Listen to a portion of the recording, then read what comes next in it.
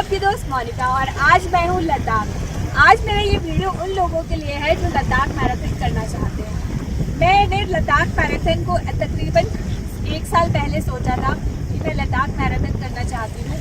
इसके लिए मैं पिछले 1 साल से इसकी प्रैक्टिस कर रही हूँ और पिछले 3 महीने से मैंने इसके लिए ज़्यादा अच्छी प्रैक्टिस की है। अगर अब हमें लद्दाख मैराथन में पार्टिसिपेट करना हो तो हमें करना क्या होगा?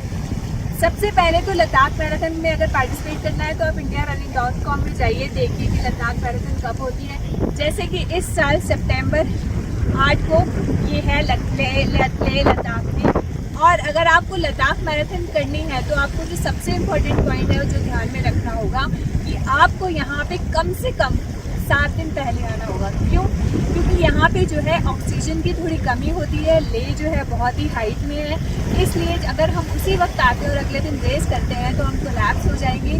जब हम 7 दिन पहले आते हैं तो हम पहले और दूसरे दिन जो है रेस्ट करते हैं और यहाँ के लिए एक्लेमेटाइज होते हैं और धीरे धीरे जो है हमारा ऑक्सीजन लेवल हम यहाँ के लिए यूज्ड हो जाते हैं।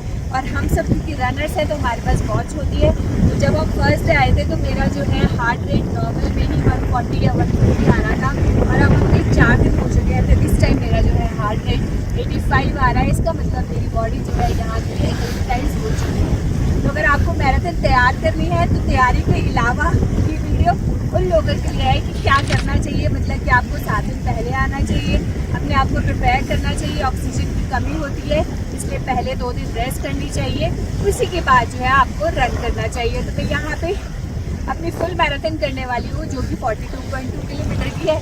उसका एक्सपीरियंस क्या होता है मैं उसके लिए अलग वीडियो बनाऊंगी। आपको ये वीडियो पसंद आते हैं तो ज़रूर इस चैनल को सब्सक्राइब कीजिए। अगर आपको ये वीडियो पसंद आए तो लाइक कीजिए और शेयर कीजिए। मैं लाती रहूँगी और ऐसे इंफॉर्मेटिव वीडियोस। तब तक के लिए नमस्कार दोस्तों। Wish you all health and happiness. Take care, bye, thank you.